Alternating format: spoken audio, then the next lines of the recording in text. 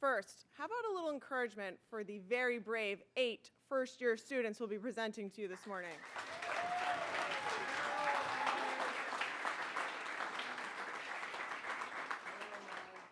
Needless to say, Ms. Nasser and I are very proud of them. If you grew up in Massachusetts, chances are you were told the story of the first Thanksgiving when November rolled around.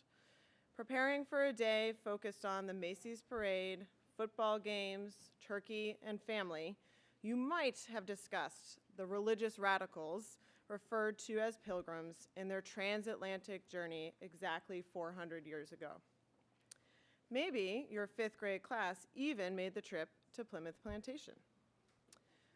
You may have learned about the benevolence of the local indigenous Pokanoket people, members of the Wampanoag Confederation.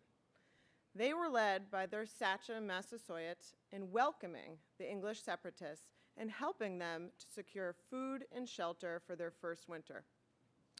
But did you know that European contact in the Northeast predated the Pilgrims' arrival in 1620 by over 100 years? Or that disease had affected up to 90% of native coastal populations before the Mayflower even arrived? With his confederation of tribes diminished by the epidemic, Massasoit saw an opportunity to ally himself with the white settlers against his age-old rival, the neighboring Narragansetts. He wanted to secure English manpower and guns. So, if Thanksgiving was really about a savvy diplomatic play to establish a military alliance in defense against a neighboring nation, what else didn't we learn? The Commonwealth of Massachusetts has many towns, geographic features, and institutions with native names. Ms. Nasser and I started to wonder, how did Massachusetts get its name?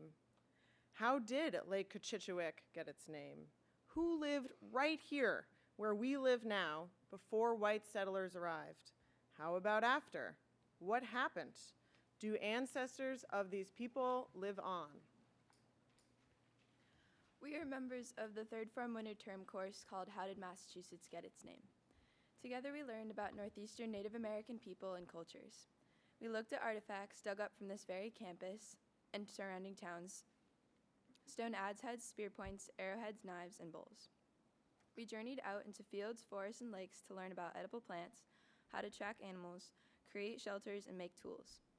We learned how the Merrimack River and the Atlantic Ocean make the North Shore a region of abundant resources. So, who called North Andover home before it was North Andover? What did they call it, and how did they use the land? Native people were living on our campus during the 17th century when the English made contact with them. At that time, the local Native people lived in bands that had joined together in a confederation known as the Pennacook. The people who lived in North Andover were in the Pawtucket branch.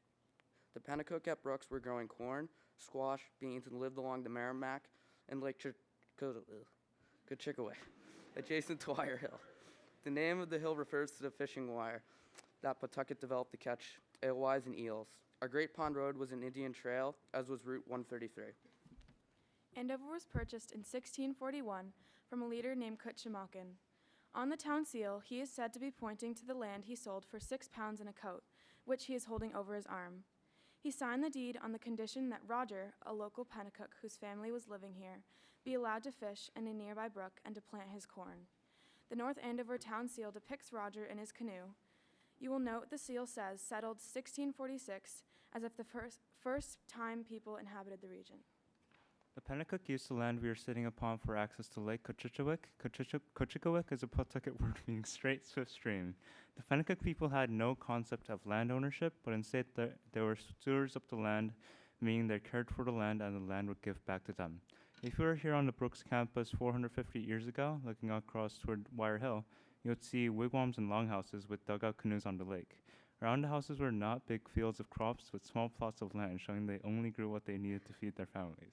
So, where did the Pennacook go? It's a sad story, but one of resilience. The Pennacook upheld their treaty with the Mass Bay Colony and even agreed to live in towns, raise cattle, and farm, speak English, become Christians, and attend church. The Pennacook pledged to remain neutral in any war between Native Americans and colonists and made good on that promise with the outbreak of King Philip's War in 1675. Local sachems Passaconaway and Masconomet abandoned their villages to avoid being caught up in conflict and fled to New Hampshire. But the colonists waged war on Native Americans indiscriminately. Regardless of their efforts to remain neutral, many defeated Wampanoag were sold into slavery in the Caribbean. The colonial government incentivized settlers to kill Native Americans and paid them for any Indian scalp, including women and children. A Massachusetts governor in the early 1700s, named Joseph Dudley, even issued a proclamation declaring the Pennacook enemies of state. The people who lived right here where we are, the Pawtucket of the Pennacook, fled rather than face death, slavery, indentured servitude, or life on a reservation. They migrated north through the White Mountains to Lake Champlain in Canada to take refuge with Abenaki peoples who were allied with the French. The Pennacook didn't disappear, they didn't die out from disease, but they were left with no choice but to leave. We learned during winter term about erasure, which is when historical events are downplayed or facts are modified to reframe history in a way which is easier to recount. As it turns out, the targeted extermination of Native Americans and slavery are both parts of Massachusetts history, and it's important to learn about them. Native Americans of New England are with us today. Most Native Americans from the 17th century have living descendants. Here's a picture of the Pennacook taken around 1890 up north of here. The historian who showed us this picture said it could just as easily have been taken on Lake Cochicowick years before. Miss Lepianka remarked that today Native people of New England are attempting to reestablish their cultural identities, remake their diverse communities, and reconstruct their native languages and cultures.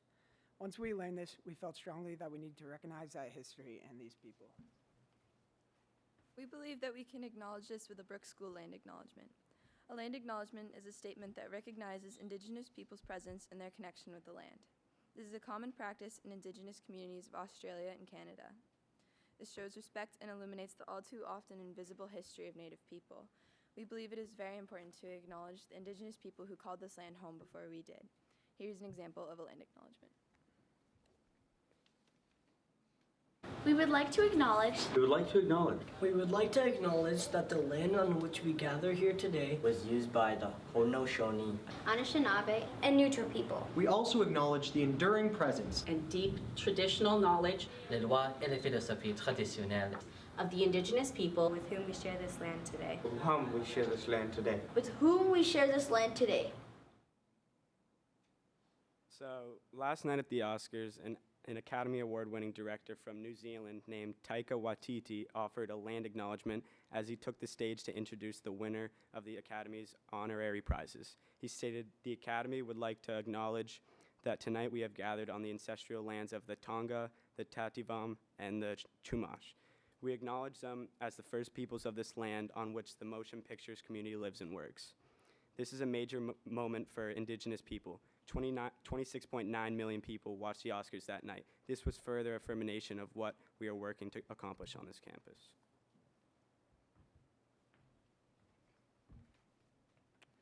We have written a land acknowledgement for Brooks School that would be delivered at the opening of chapels, at the start of the lawn ceremony, and prize day, and that would appear on the school website. Our land acknowledgement that we wrote during this past winter term is, at Brooks School, we live and learn on land once of the Pennacook people, and we acknowledge their enduring presence. We too used to land here at Brooks School in a variety of different ways. During our winter term symposium, we asked you how you used to land, and some of the answers were playing soccer, crew, being a camp counselor, cross country, gardening, hanging out with my friends, field day, and everything from classes to meals, sports, and even sleeping. As you do these things, you might also think about how the land was used before you and will be used after you. Here are the ways we would like to incorporate the land acknowledgement in our school community. We would like to have Mr. Chapman or the chapel prefect start each service with a land acknowledgement. Mr. Packard could open with it at lawn ceremony or prize day. We would also like it to appear on the Brooks website so that people who look up Brooks will see our commitment to diversity and history. Ultimately, we would like this printed on Brooks publications such as the Bulletin. If you have any ideas about how we can share a message of the land acknowledgement, please share them with us. We want to make people aware of our message in the Brooks community and beyond. Land acknowledgements are a small yet necessary first step towards honoring the original occupants of a place. By acknowledging that we live on land not originally ours, we can avoid making the same mistakes we made in the past. To recognize land is an expression of gratitude and appreciation to those whose territory you reside on, and a way to better understand the long-standing history that has brought you to live on this land. By developing a land acknowledgement, you begin to understand your place within the land's history. You may learn not only the history of the land here at Brooks, but also the present-day challenges many Indigenous peoples are facing. Contrary to the way the story is told in textbooks, colonization is an ongoing process, and Indigenous peoples are still here. We occupy and benefit so much from their land. In learning to acknowledge this, we can take the first step towards reconciliation. It is also worth noting that acknowledging the land is a native protocol. Acknowledgement is the beginning. Acknowledgement and the research required to do so with integrity should be an invitation to deeper analysis, relationship, and action. We would like to end with a call to action from Chelsea Vowell, a Métis First Nations writer and Cree language instructor at the Faculty of Native Studies at the University of Alberta. She says, "Moving beyond territorial acknowledgements means asking hard questions about what needs to be done once we're aware of Indigenous presence. It requires that we remain uncomfortable, and it means making concrete disruptive change. How can you be in good relationship with Indigenous peoples, with non-human beings, with the land, with the water? No ideas? Well, it's a good thing Indigenous peoples are still here because our legal orders address all of those questions. So why aren't you asking us?" Thank you.